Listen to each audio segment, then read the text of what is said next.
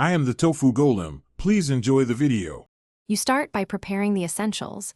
Get VS Code and the language tools installed so you can run code.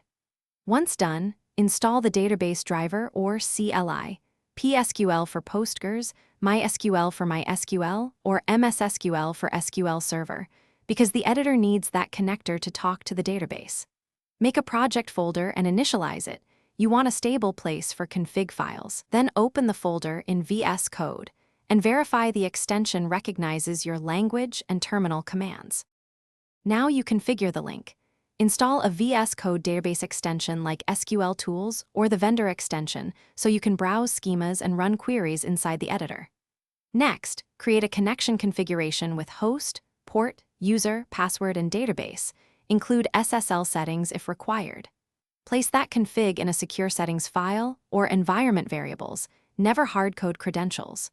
Also install any ORM or driver your project needs, and run a simple test query from VS Code to validate connectivity.